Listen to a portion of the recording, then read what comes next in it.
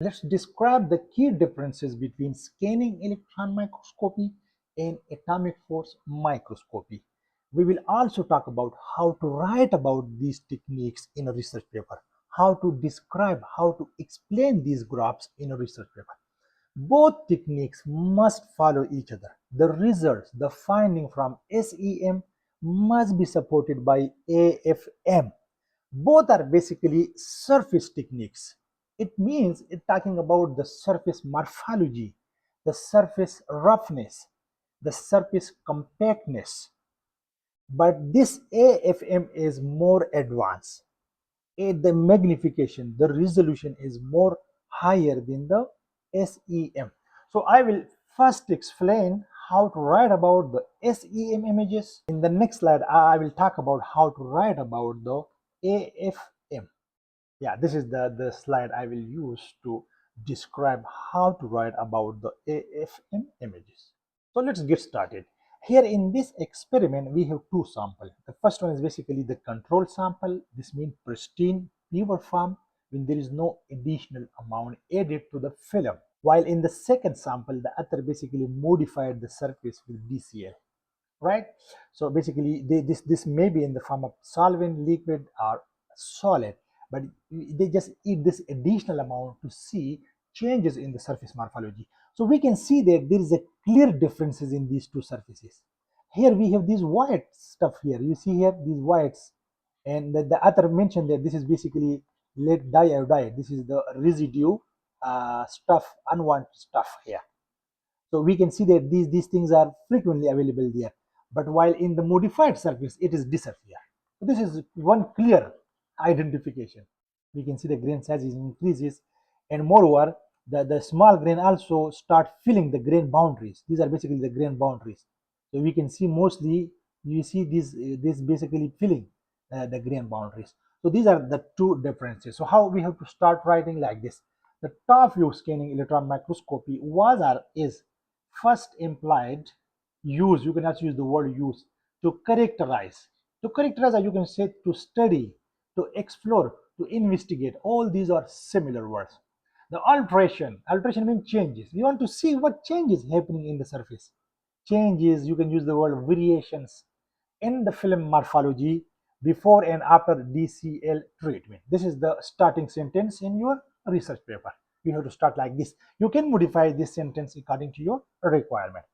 So we can see that the main points we can get from these images that a number of discrete sheet-like lead diodide grains filling the grain boundaries of the control film is observed. Here we see, you see, these things are observed as I mentioned.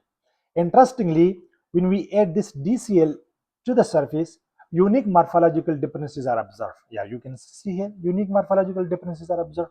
How unique? Or you can say distinct. The word unique, distinct morphological differences are observed. The perovskite surface forming many small grains uniformly distributed in the perovskite grain surface. You see many small grains are formed, and it's basically filling the perovskite grain surfaces. And moreover, because of this treatment, this lead diodide is basically starting disappearing, right? So this is how you have to write this discussion in SEM analysis. Now we have to relate this with the AFM. So this is basically the atomic force microscopy images, and here we have the similar two sample, the control one here, the DCL one here.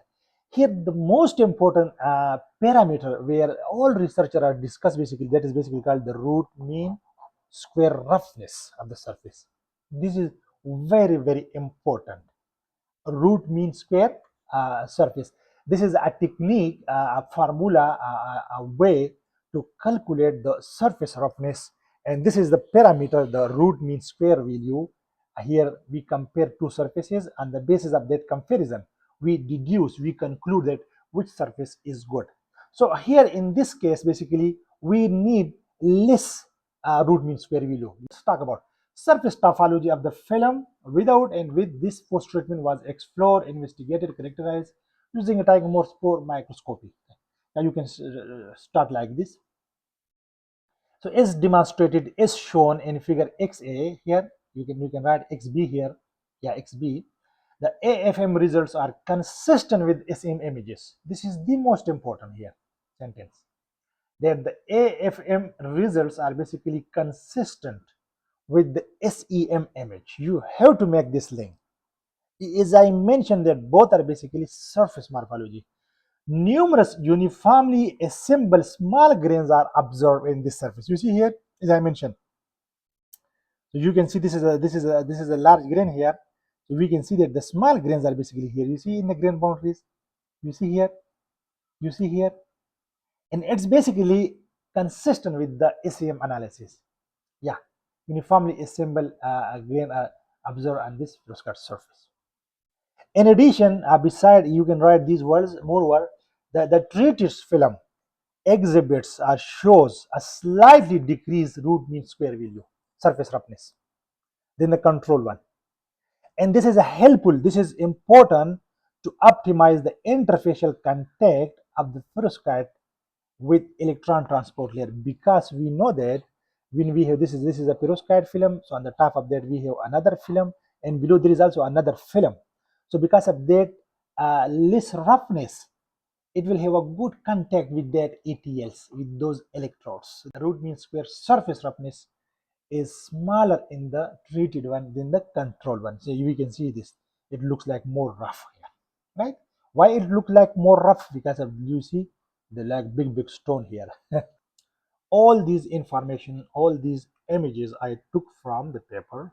This is the paper where I took all the information, and it is published in Nature Communication. This is the title of the paper by Jean Lee in 2025.